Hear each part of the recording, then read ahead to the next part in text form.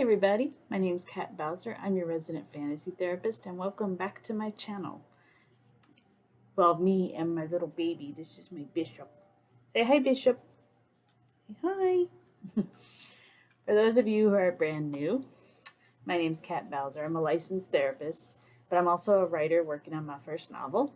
So on my channel, I like to talk about everything that I consider to be the heart of writing, which is the characters.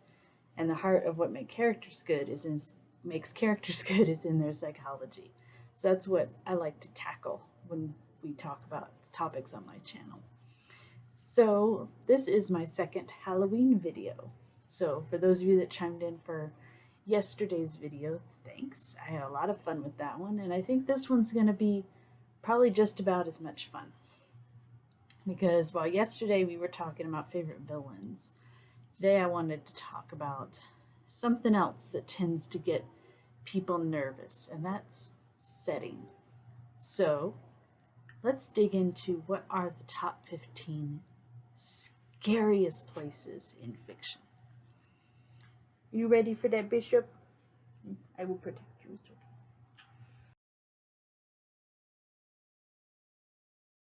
So counting down from 15, let's start with Derry, Maine. Stephen King makes Maine absolutely terrifying. And I think for me, what makes it the most frightening is that it seems like your average kind of in the middle of nowhere small town until you start to really dig into it and you find out that not only is it full of people who are cruel and housing monsters, but people that are willing to essentially sacrifice their own children. That's pretty messed up. And his books kind of really make it out that the people of Derry have they become so part of this monster that it's almost like they don't even really know what to be without it. And that's really frightening, that living in a place can essentially poison you. And so I'm not going to be making any trips to Derry, Maine. And quite frankly, Stephen King's writing has kind of put me off to Maine entirely, but it makes for a great story. Right, number 14, The Darkside from the Thundercats cartoon in the 1980s. This one, I remember as a kid, this actually scared me, just because of the atmosphere of Darkside. There's no light at all. It's all volcanic rock and lava, and there are only two ways to get there. You have to either cross over the Thundranium pits, or the Firestone pits, which our heroes cannot cross, or you have to go through what they call the Forest of Mists, which is exactly what it sounds like. But the entrance into Darkside is a cave that is hidden in this misty forest with very little clearance on either side. So most of the time, if you're trying to get there, you're going to crash on your way there. Another thing, they have giant hornets. And like giant hornets, I mean like size of bus hornets. No bueno. No bueno. I don't do bugs, particularly bugs that can sting me. So, but generally the overall atmosphere of Darkside is just very foreboding. It kind of has this look of there's nothing really good there, so why would you bother to go there? All right, number 13. I'm gonna have to go with A Shy, and I'm probably saying it wrong, from A Song of Ice and Fire, or for those of you who only know the TV show Game of Thrones. I put this one kind of high up because I don't know a lot about it. I have read A Song of Ice and Fire, at least partially, but I kind of lost interest in it for various reasons. But A Shy is still freaky. Again, we kind of dig into this place that has no light. It's a place where all the warlocks and sorcerers tend to go. There's no life in the water, and there's no children there. For me, what makes this kind of creepy, mostly to me, is the lack of animal life in either the water or the land. Um, Animals are smart. They kind of have this preservation instinct that keeps them alive.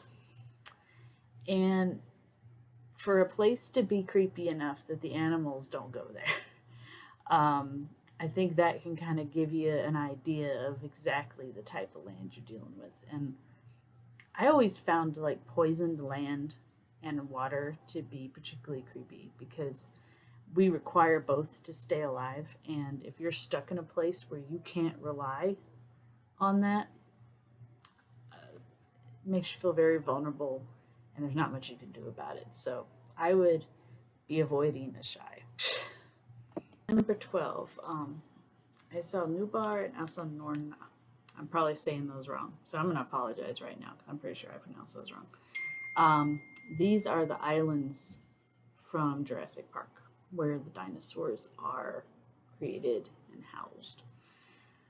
And while the dinosaurs are really what make this place creepy, I think people, for me, it's also the fact that not only are there dinosaurs, but there's prehistoric plants that we don't know much about, just like with the dinosaurs, and they made the mistake of cloning the dinosaurs.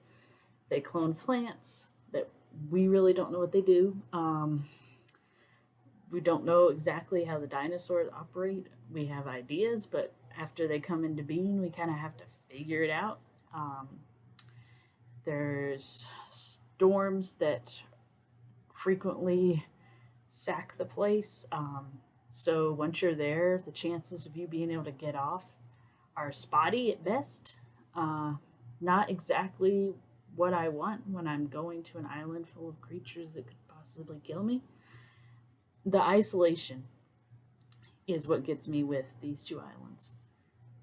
Isolation is very frightening, particularly when you have no control over it.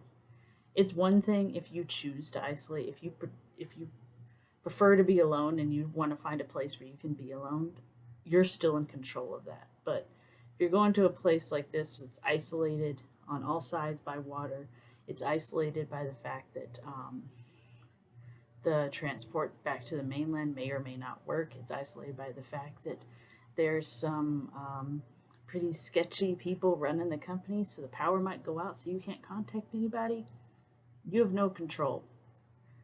I like having control, personally, and I think most people do. So that lands those two islands up there for me. Okay, number 11 is the Pass of the Spider from Lord of the Rings. Now, there is an official name for it that's in Sindarian, and I'm not going to try to pronounce it because I always say it wrong. But this is Shelob's lair, a spider this size of a building that can poison you and routinely makes an effort to do so and leave her victims paralyzed but conscious before she decides to eat them. Lovely.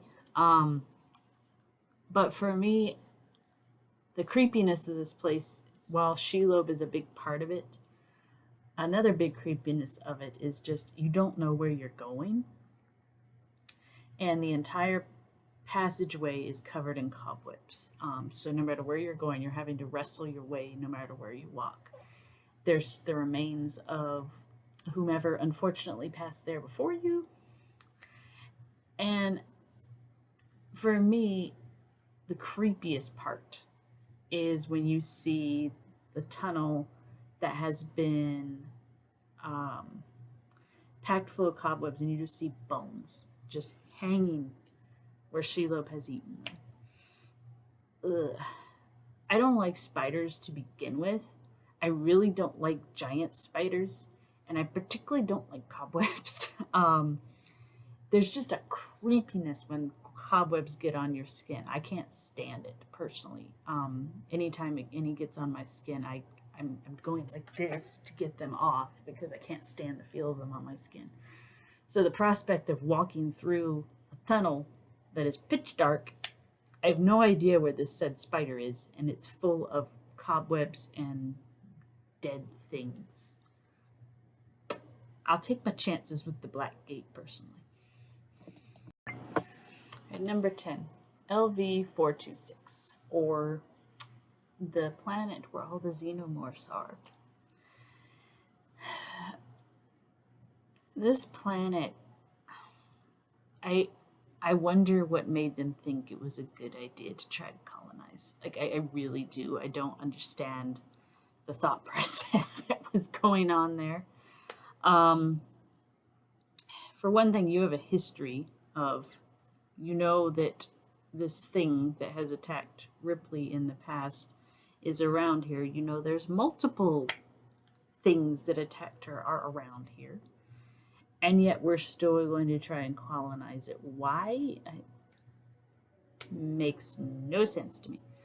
And the thing I think about the xenomorphs that's most frightening is,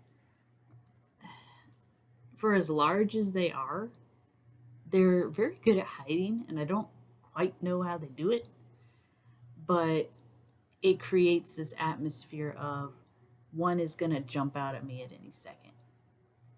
Jump scares. They're effective. I personally don't like them.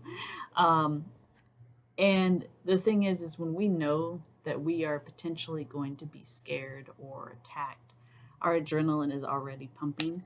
And so the littlest thing can make your adrenaline shoot through the roof, even if it doesn't end up being what is attacking you. So we have a planet that we know there's something dangerous on it. There doesn't seem to be any viable reason except maybe mining. And you've already found the remains of people that have died because of the xenomorphs that are wandering around. Not a good plan. At number 9, the Upside Down from Stranger Things. The overall atmosphere of this place just gets me. Like I mentioned in my villains video, doppelgangers are creepy already because it's this uncanniness of being just close enough to something you think you know, but not quite. And the Upside Down takes that to a whole new level because it is a doppelganger of a world, essentially. It's the trees you know, it's the ground you know, it's plants you know, but they're not quite the same. And that's not even counting all the creepy creatures that are wandering around. It's obviously hard to breathe. There's not a lot of, it doesn't seem to have a lot of oxygen, or at least some, not air that most people can breathe. And the fact that the entrances are so sporadic. Kind of like what I mentioned with the island from Jurassic Park, the idea that you can't get away, I think creates ups the creepiness factor for me. Because we've seen entrances appear and then they disappear. So you can enter it, but you may not be able to leave it. And given the inhospitable environment that it is, I don't particularly want to go somewhere that is that dangerous and not have a surefire way to get away. All right, number 8, Pan's Labyrinth. First and foremost, labyrinths are creepy. I don't like being disoriented. Most people don't. When we're not sure of where we're going and we can't get a bearing on where we're going or how we're going to get there, it puts us on edge to begin with. So the fact that it's a labyrinth to begin with is not winning it any favors. But the overall just feel of this place, I think, is surrounded by the Pale Man, which is probably going to pop up on one of my other lists because that thing is creepy. But it's kind of like the labyrinth in Greek mythology, where it was created to house this monster, the Minotaur. So not only are you slipping through all these passageways that may or may not lead to nowhere, but you don't know where the monster is in relation to you. you could be literally right next to each other and not know it until it's too late, essentially. And that anxiety producing scenario, uh, um, and kind of like I've mentioned before, the not being able to get away. In a labyrinth, you can technically run, but you don't know where you're running to. You don't know if you're going to run into a dead end. If you do, then what are you going to do? So your brain kind of has this sense of, I have to run, I have to get away, but where am I going to go? And how do I know I'm actually going to get away? So you're really kind of caught in a catch-22 in this scenario. And that just, with the pale man on top of it, among with all the other creepy individuals you might run across, no thanks. No thanks. Right. Number 7, the Overlook Hotel. Again with the isolation thing here. Except instead of being isolated by water, we're isolated by snow and weather, which isn't much better, to be honest. It's it creates a scenario that's the opposite of being confined, because the Overlook Hotel is huge. There's so many rooms that you can go through, but there's also this overall feel of just what I'll call heaviness. It's not quite creepy because there's nothing particularly in the hotel itself that's creepy. It's just the atmosphere.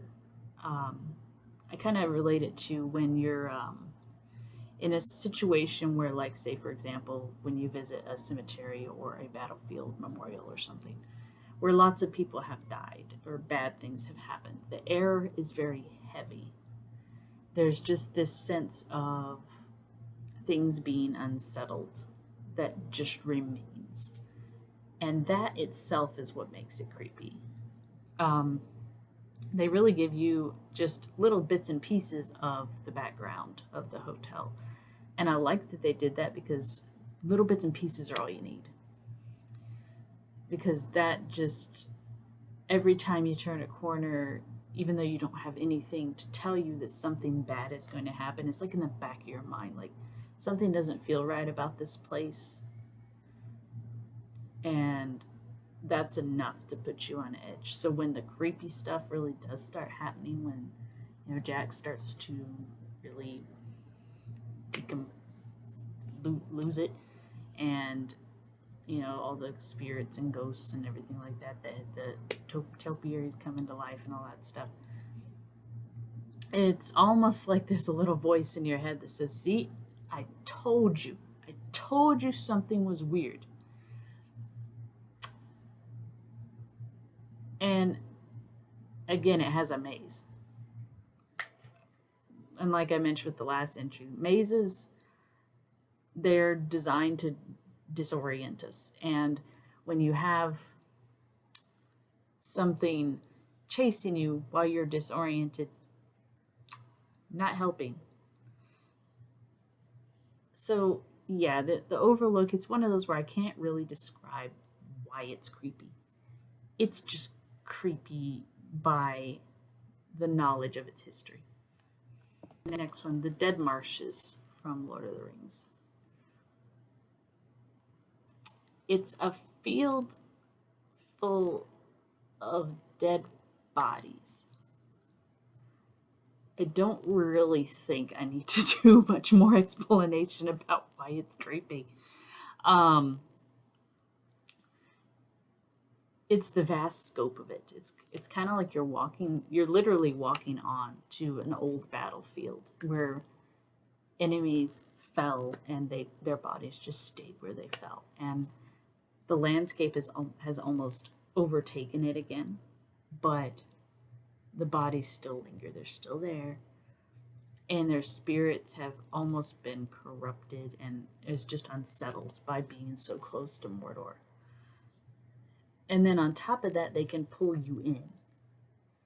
You have to watch where you step, because if you fall in with these dead bodies, they can pull you in with them.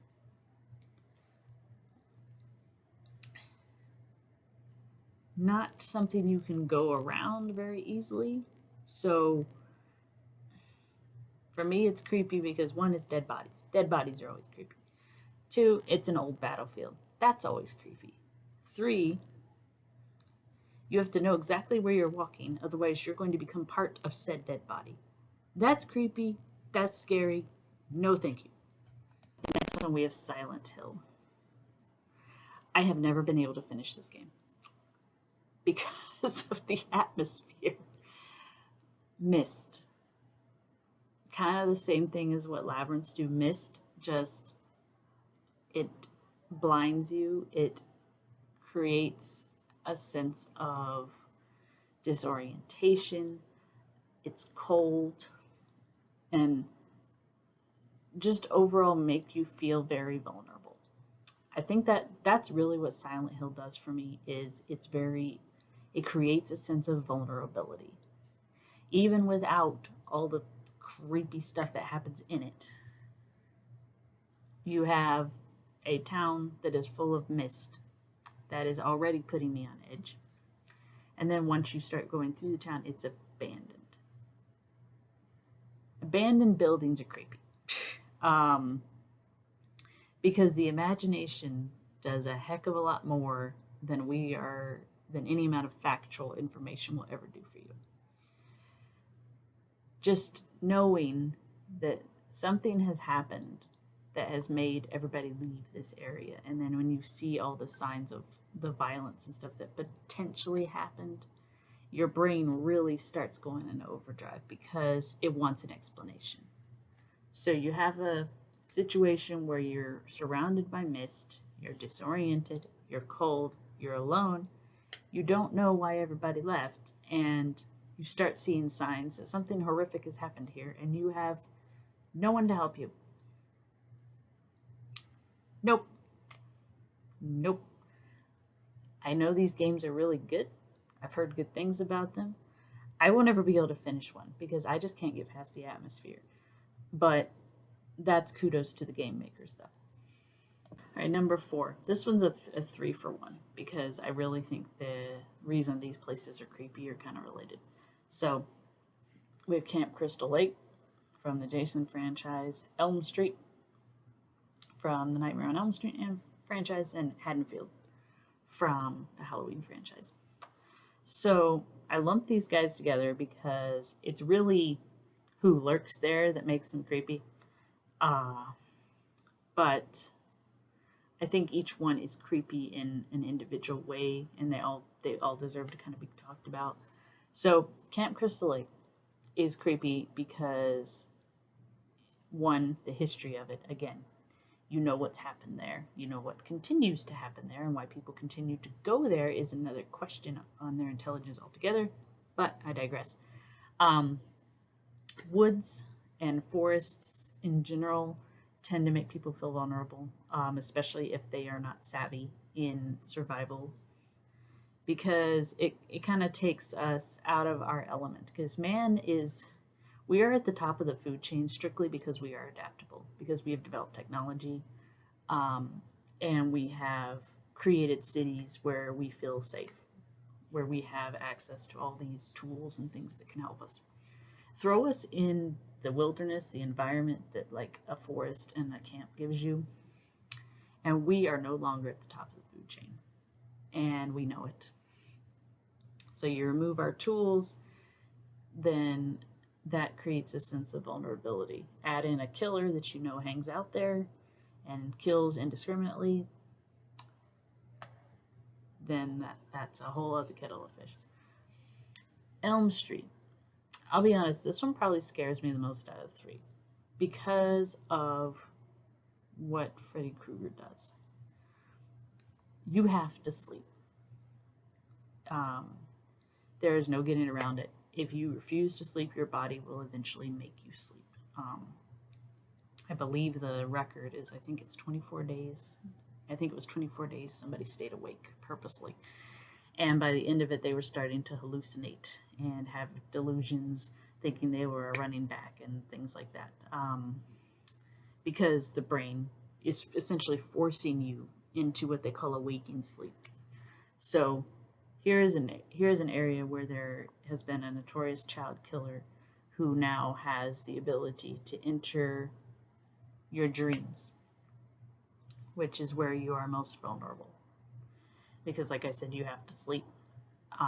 You will eventually sleep, and control over dreams is frightening because dreams, our logic center turns off when we dream. That's why your dreams don't have to make any damn sense. So you're essentially facing off with a killer who you will eventually have to confront, who can do literally anything. I'm going to be avoiding Elm Street. Thank you very much. Last one, Haddonfield. Again, this one I think is more the history than anything. It's knowing what happens every year on Halloween. It's knowing the house is still there and knowing that the crimes that have occurred there, they still haven't dealt with the killer.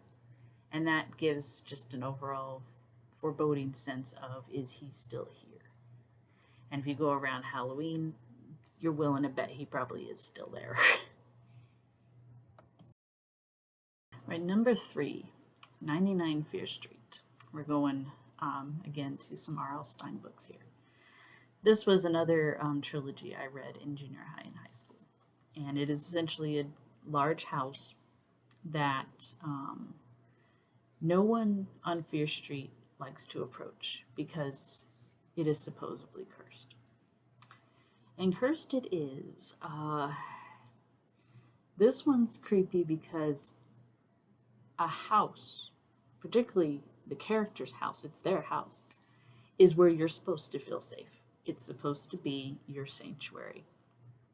But this is a house that literally the walls have eaten her little brother. The kitchen has literally cut off her father's hand. And they don't have the means to move. They don't have the money.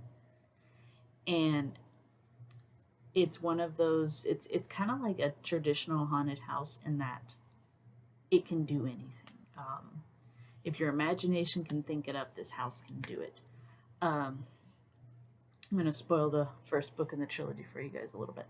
So, one of the main characters dies in this trilogy because a pool of tar appears in her bedroom and sucks her in, and she literally boils to death in her own bedroom.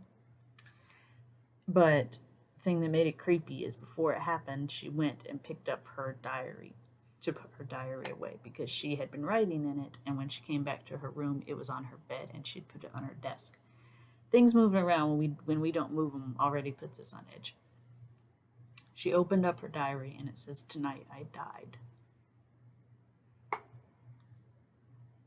And then she does die. Something about that kind of premonition, warning of here's what's going to happen. And then when you see it start to happen and you can't do anything about it, nope. Again, I like the imagination in this one, kind of like with the Overlook Hotel. It's the history of the place and just the overall atmosphere that more creates the fear than anything else. But also for me, it's with the Overlook Hotel, it's an alien place. This is someone's home. They're supposed to feel safe there. And when that safety is stripped away, then I think we are at our most vulnerable, and that's terrifying. Number 2, the Stoff Mansion from the video game The Seventh Guest. This is an older video game. I think it's from the 1990s. And it's a large Victorian kind of house, but it has all these secret passageways in it. It has a dungeon. It has a laboratory. And it has rooms that remain locked. It has rooms where when you enter the room, the spirit of the person who died there appears to you and essentially says, "Oh, here's how I died," right where you're standing. Yeah, that's not creepy at all. Um, and again, it's not just the stuff that happens when you're in the house, it's the history. I'll give you guys the like super brief history. Stoff essentially was a toy maker, created a very popular toy which he sold to all the villages nearby. Every child that bought a toy died. And then Stoff withdrew into his mansion, invited a bunch of people to come in, and they were never seen again. So you have that history, plus the overall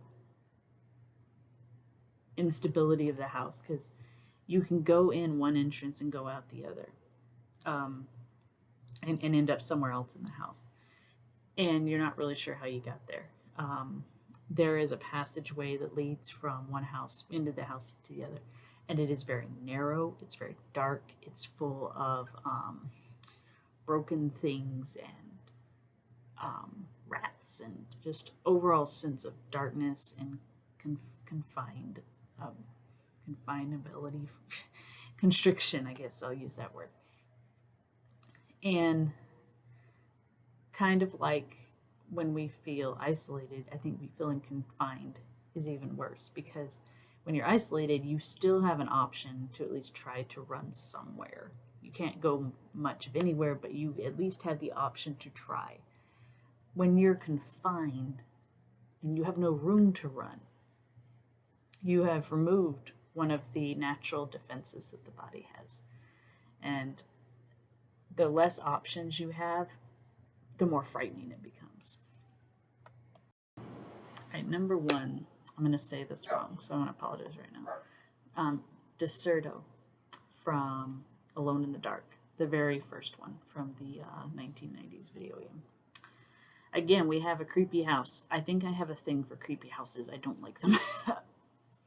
So, big Victorian mansion, has hidden underground tunnels, has a cursed library, has monsters that are roaming throughout it.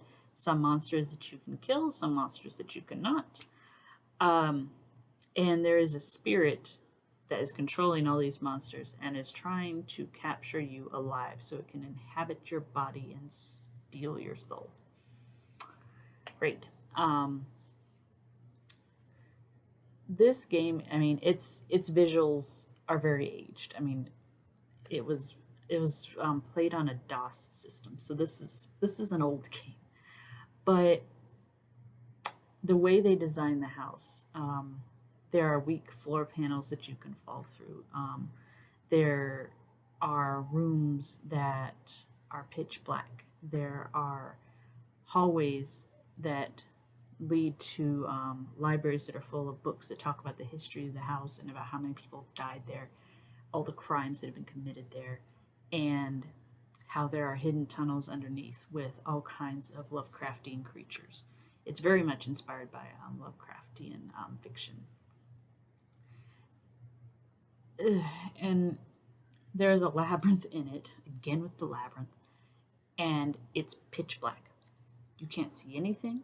So not only do you have a maze that you have to navigate, but you have to navigate it in the dark. When we have to navigate in the dark, obviously as a game character you can't do this, but since I'm imagining it, if I would have to go there, here's what I'm imagining. So you're going to have to feel your way through a labyrinth in a house that is full of creatures that can kill you, that has had people die. Lord knows what you're going to touch. And again, your imagination kind of takes over from there. And the thing that creeps me out the most is you get to read the diary entries of the last man that lived there. And he is talking about how the creature, the spirit that haunts the house, has been invading his dreams and he cannot get rid of him. He calls him the Man in Black. And he talks about how he will dream and try to be in a peaceful place when he dreams, and the Man of Black always comes in and he's always there. And he's always saying patiently that he will come and get him. Knowing that, again, you're not safe in your own house, because this was this guy's house, he owned it. You're not safe there. There's things about it you don't even know. He'd had no idea about the hidden caves or anything like that. He had no idea about the monsters that this guy was commanding. Ignorance can be frightening when we are suddenly faced with the consequences of our ignorance. That's frightening. The fact it's a large house that has many different rooms where you can always have things that jump out and come after you, that's scary. Um, the fact you're not even safe in your dreams, that's scary. I think this one just kind of takes all my old fears from all the other places and just slams them into one. So I will be avoiding this house with every ounce of my energy. But I will say it is a great inspiration if you're looking to write a horror story. Alright, guys, so those are my top 15 scariest places in fiction. As with the villains, I want to know yours because fiction has no limit. There are so many places. I left off so many that legitimately gave me the creeps. Swamps of Sadness from Neverending Story was one of them. I so wanted to put that on this list, but it didn't quite make it. So leave them below. Let me know. As always, if you guys enjoyed this kind of content, feel free to subscribe so you can always know when I upload again. And I will look forward to seeing you guys in the next Halloween video tomorrow.